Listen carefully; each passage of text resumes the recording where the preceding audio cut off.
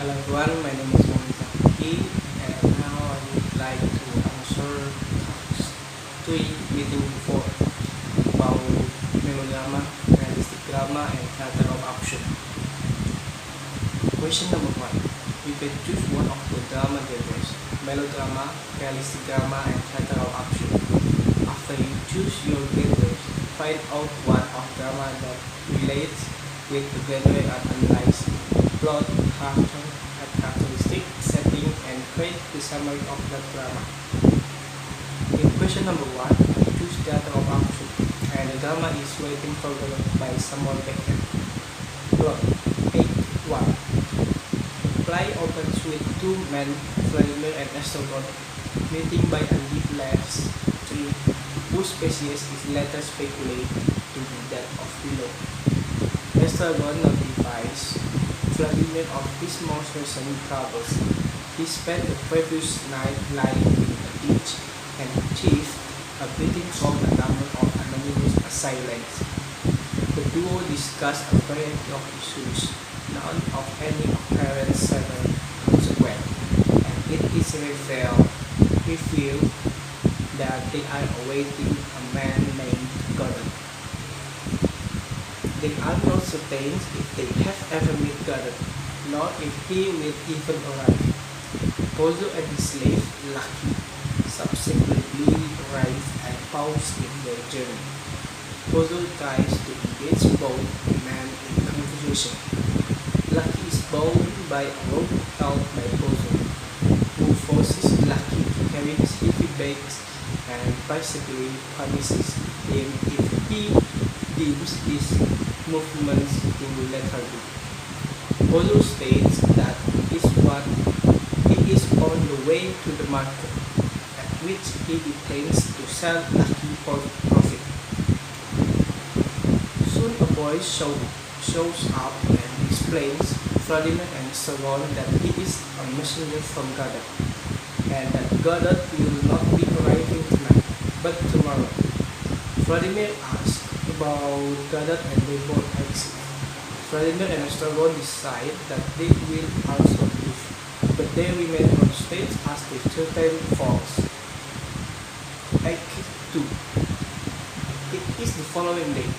Vladimir and Estragon are again waiting near the tree, which has grown a number of leaves since it was last seen in Act 1, an indication that time has passed, since the events contained within Act 1. Both men are still awaiting Godot.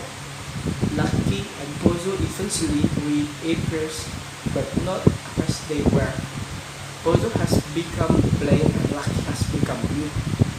Pozo cannot recall ever having met Vladimir and Esteban. Lucky and Pozo exit shortly after the inspired encounter, leaving Vladimir and Esteban to go on waiting. Soon after, the boy reappears to report that Godot will not be coming. The boy states that he has not met Vladimir and Esteban before and he is not the boy who talked to Vladimir yesterday, which causes Vladimir a great deal more frustration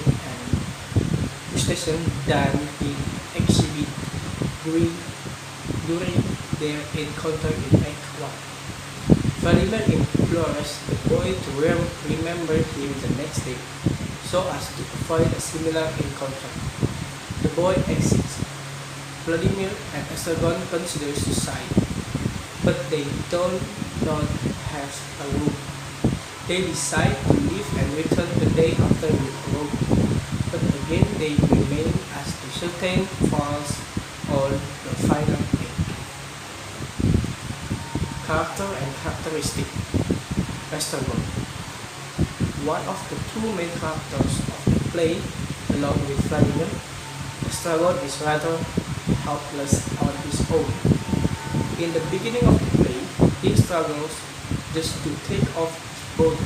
For example, unlike Vladimir, he has no grace of type and is confused as to whether it is evening or morning in Act 2. Along similar lines, he has a poor grasp of people's identities. He doesn't recognize Lucky and Pozo in Act 2, and at one point thinks Pozo's name is Abel. He cannot even remember his own past, and tells Pozo his name is Adam. Estragon repeatedly wants to leave, but each time, Vladimir reminds him that they must stay and wait for Godot. While he often forms the dull mind counterpoint to the more cerebral Vladimir, Estragon is still able to match Vladimir's verbal wit and once claims that he used to be a poet. Godot, while Godot never appears on stage or has any lines, he is such a significant absence in the play that he may be rightly recognized as one of the play's characters. What little we can gather about Mr. Godot comes from the dialogue of Estragon. Vladimir, the boy he sends to deliver his message. The boy says that he wants over Godot's words and describes Godot as a relatively kind master. Whoever Godot is, Vladimir and Estragon are convinced that he alone will save them. So they wait endlessly for his arrival, which never comes.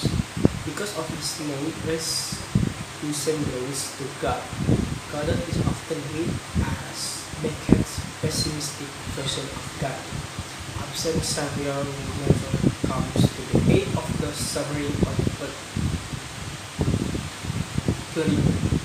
Perhaps the real protagonist of the play, Vladimir often seems to be more rational than his more nonsensical companion, Mr. God. Unlike the other characters in the play, he has a sense of linear time and realizes that the event of Act 2 essentially repeat those of Act 1.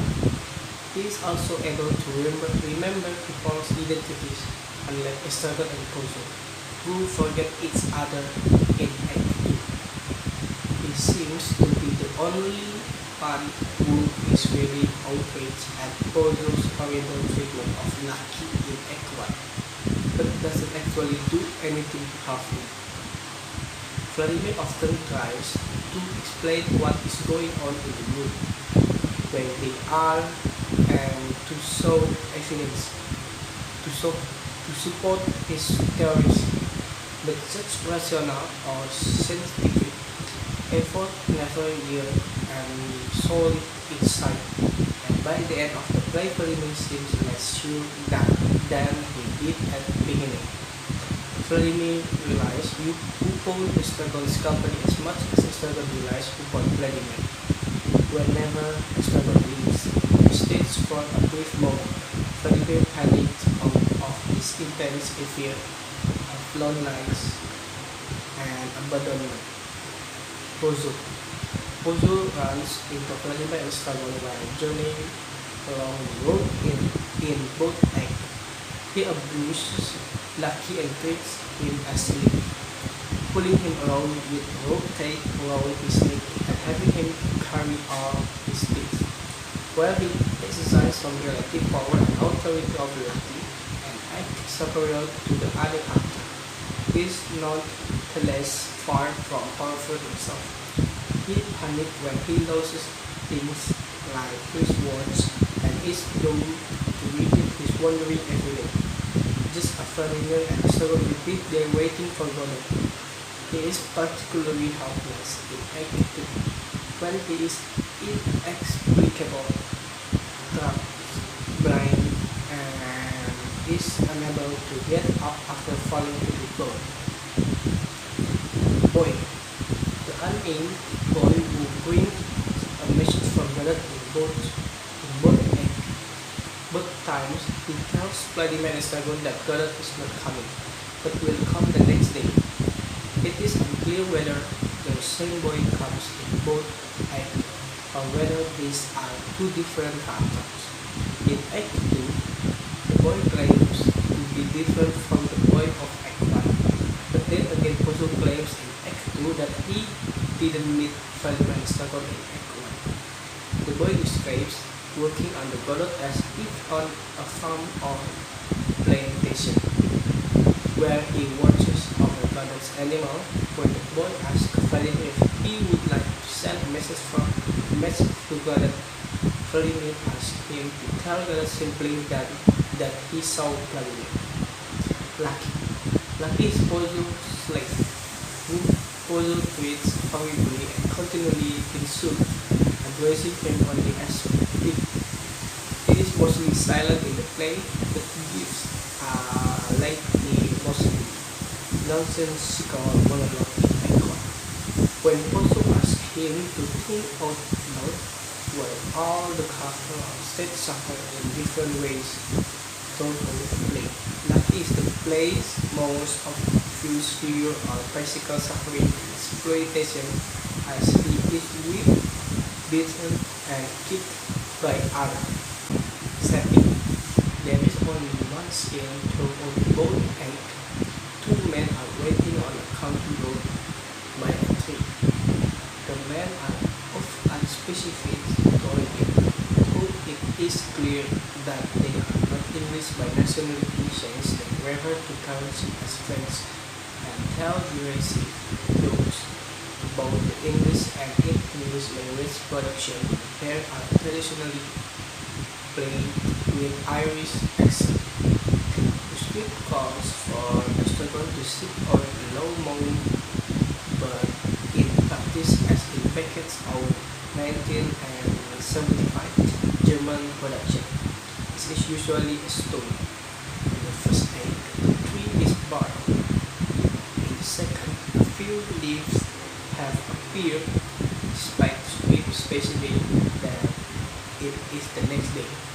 The minimal description calls to mind the idea of the new family, a location which should not be particularized. Other clues about the location can be found in the plot. In Act 1, Vladimir turns toward the auditorium and describes it as a book. In Act 2, Vladimir again motions to the auditorium and notes that there is not a soul inside. When a student rushes toward the back of the stage in Act 2, Vladimir scolds him, saying that there is no way out there. Also in Act 2, Vladimir comments that their surroundings look nothing like American country, and Esteban states that he's lived his whole life here in the Kekon country. Summary. Waiting for Money, a comedy in two acts by Irish writer Samuel Beckett, published in 1952 in France as an attendant gun, first produced in 1953. Waiting for Money was a true innovation in drama and the theater of absurd first theatrical success. The play consists of conversations between Vladimir and Stefan, who are waiting for the arrival of the mysterious daughter, who continually sends word that he will appear, but who never does. They encounter Lucky and Pozo. They discuss their miseries and their lots in life. They consider hanging themselves, and yet they wait. Often perceived as being tramps, Vladimir and Stefan are a pair of human beings who don't know why they were put on earth. They make the tenuous assumption that there must be some point to their existence, and they look to God for enlightenment. Because they hold out hope for meaning and direction, they acquire a kind of nobility that enables them to rise above their trivial existence. Question number 2. Explain the component of melodrama, realistic drama, and theater of absurd. Melodrama. First element is emotion. The second is moral narrative, and the last is sensationalism. Component of realistic drama. First is common everyday setting. Second is focus on your life. And the last is believable dialogue. And the last component of theater of action. First is overused phrases. Second is meaningless language. Third is circular plot lines. And last is visual absurdity. Question number 3. Find out the actors to play writer that relates with and describe their works. Explain their work in detail relate with melodrama, realistic drama, and theater of action. Melodrama. First drama is Still Life by Noel Coward.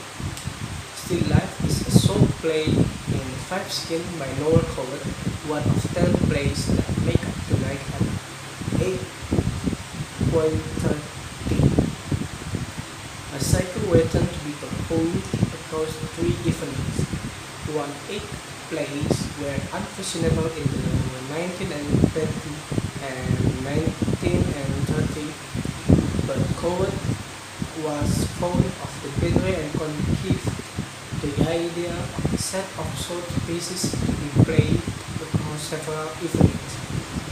The actress most closely associated with him was Gertrude Lawrence, and he wrote the plays as vehicles for them both. Second drama, The Tales of Pauline by William Randolph Hearst. The Tale of Pauline is a 1914 American melodrama film series produced by William Randolph Hearst and released by the Eclectic Film Company, shown in bi-weekly installments featuring Pierre White as the title character, an ambitious young heiress with an independent nature in the time before women could vote in the United States and a desire for adventure. Realistic drama. The first drama is A Doll's House by Henry Ibsen. Doll's House is a 3-act play written by Norwegian playwright Henry Ibsen. The play is significant for the way it deals with the fate of married women, who at the time in Norway lacked reasonable opportunities for self-fulfillment in a male-dominated world. Despite the fact that Ibsen denied it was his intent to write a feminist play, it arose to a great sensation at the time and caused a storm of outrage controversy that went beyond the theater to the wood newspaper and society. Second drama is The Power of Darkness by Leo Tolstoy. The Power of Darkness is a 5-act drama by Leo Tolstoy, written in 1886. The play's production was forbidden in Russia until 1992, mainly through the influence of Konstantin Pobedonost's death. In spite of the ban, the play was unofficially used and read numerous times. The central character is a peasant, Nikita, who seduced and abandons a young 100 Then the lovely Anastasia murders her own husband to marry Nikita. He impregnates his new stepdaughter, then under his wife's influence, murdered the baby. On the day of his stepdaughter's marriage, he surrenders himself and faces to the police. Theater of Action. First, I had Waiting for Godot by Samuel Beckett.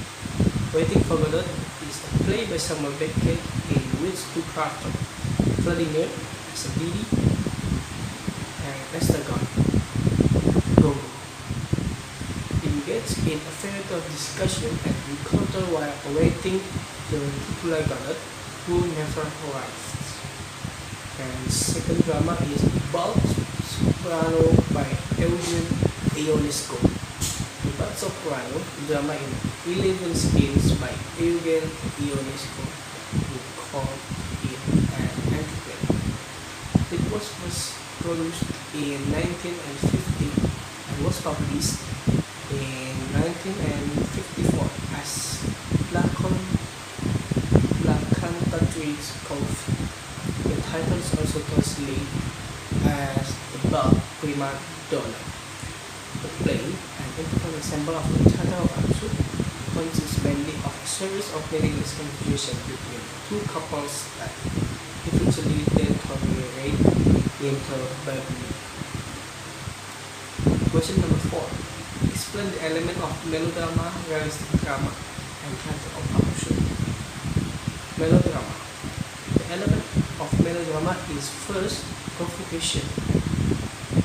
The initial cause for setting the action in motion. It is the jealousy and greed of a witch character.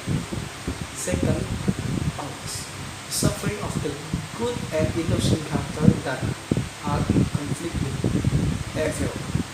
And the last is penalty. The suffering of the weak character for his evil ways followed by a reversal of fortune. And the element of realistic drama. First is tropes are real and customers are accurate to the character. Second is time and place of the drama. Third, the dialogue of the characters is natural, everyday speech. And the last is it is not ignorant or exaggerate for dramatic or actorial effect. And element of theatre of absurd. First is satire. Second is the humor. Third is incongruity. Fourth is the abasement of reason. And the last is controversy regarding the philosophical condition being nothing. Question number 5. Explain the history and the origin of melodrama, realistic drama, and theatre of absurd. Melodrama. Melodrama is a genre of theatre known for its exaggerated character types and sensational plots, which originated in France and became popular in the 18th and 19th centuries. After the turmoil of the French Revolution, French theatre was wont to see plays that display extreme emotion, with clear storylines set in the traditional past and happy ending in which good ever comes ever. Actors used exaggerated body language, facial expressions, and speech alongside heightened dialogue. Audience members often reached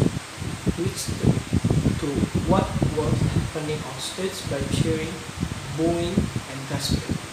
Melodrama, a term that literally means music. Drama is a form of drama. The word derived from the Greek melos, which means song or music, and play.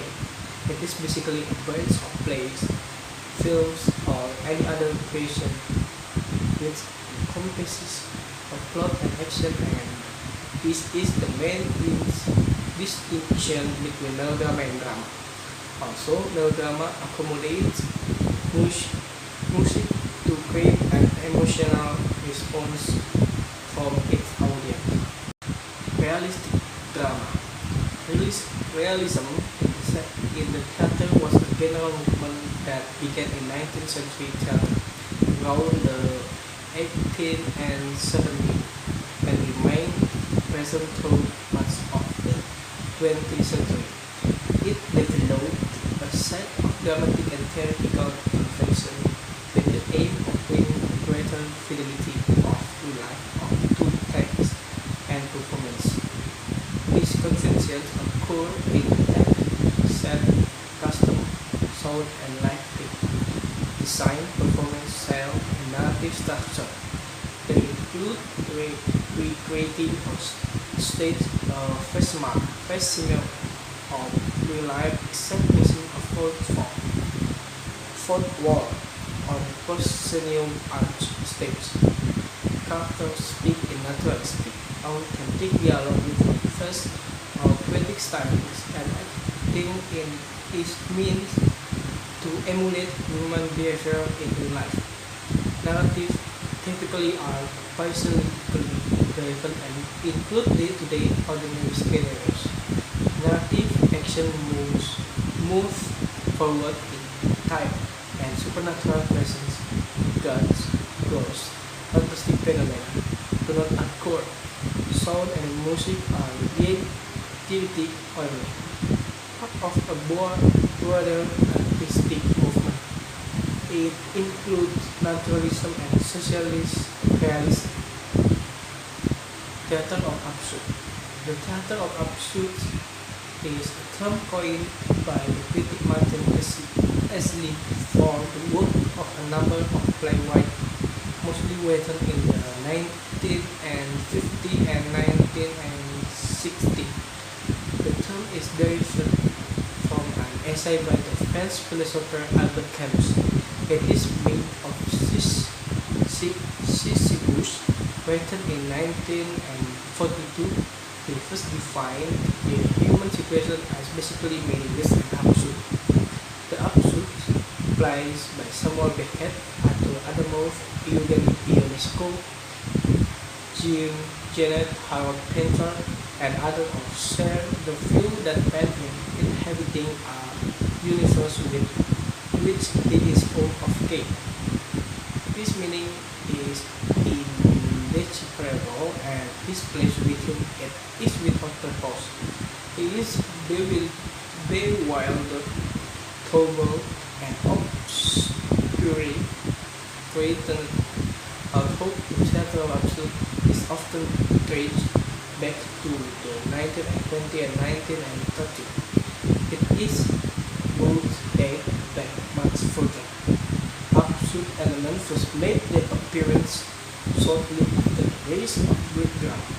In the well-known and buffoonary old comedy and the play of Aristophanes in particular, the morality plays of the Middle Age paid everyman type character dealing with allegorical and sometimes existential problems. And that is my answer, and thank you for watching.